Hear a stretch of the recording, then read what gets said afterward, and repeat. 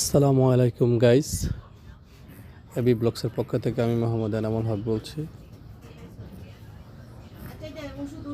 এটা গহীন ঘাটের বালি। এটা অত্যন্ত সূক্ষ্ম এবং পাথর সংমিশ্রিত একটি বালি। আর এই বালিটা অবশ্যই দেখতে অনেকটা পাথর মিশ্রিতই আছে। এখানে দেখেন নুড়ি পাথর সহ এবং অন্যান্য সুন্দর কোয়ালিটির একটি বালি, ফ্রেশ কন্ডিশনে। আর এগুলা দেখেন একদম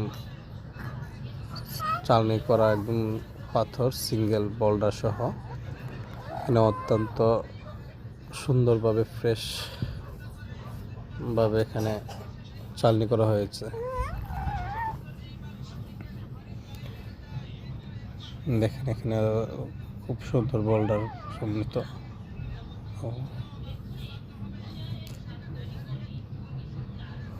এই নৌকা আমাদের নৌকা দিয়ে নেওয়া হয়, এটা আমাদের নিজের নৌকা। যারা আমার এই ভিডিওটা দেখতেছেন অবশ্যই আমার এই ভিডিওটা সাবস্ক্রাইব করবেন, আমার চ্যানেলটাকে।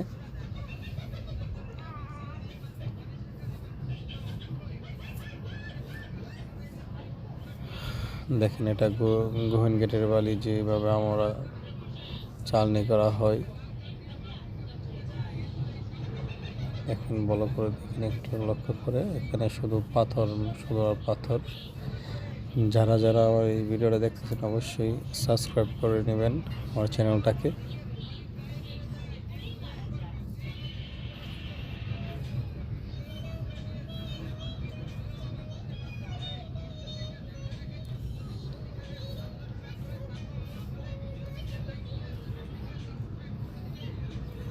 এই পাথরগুলি আমরা হাজিপুর নদী থেকে নিয়ে আসি। যারা মোটা বালি নিতে চাচ্ছেন, যারা বিট বালি নিতে যাচ্ছেন, বা আস্তর বালি নিতে যাচ্ছেন, পাথর নিতে যাচ্ছেন, গহীন ঘাটের বা সুনামগঞ্জ, ফাজিলপুর যে কোনো জায়গার বালি নিতে যাচ্ছেন, আমাদের স্ক্রিনে দেওয়ার নাম্বার আছে, নাম্বারে কল করে যোগাযোগ করে নিতে পারবেন যে কোনো জায়গার বালি। ভোলাগঞ্জের পাথর বা ভোলাগঞ্জের বালিসহ সম্পূর্ণ একদম ফ্রেশ কন্ডিশনভাবে দেওয়া হয়। আপনারা চাইলে জাহাজ নিয়ে আসতে পারেন।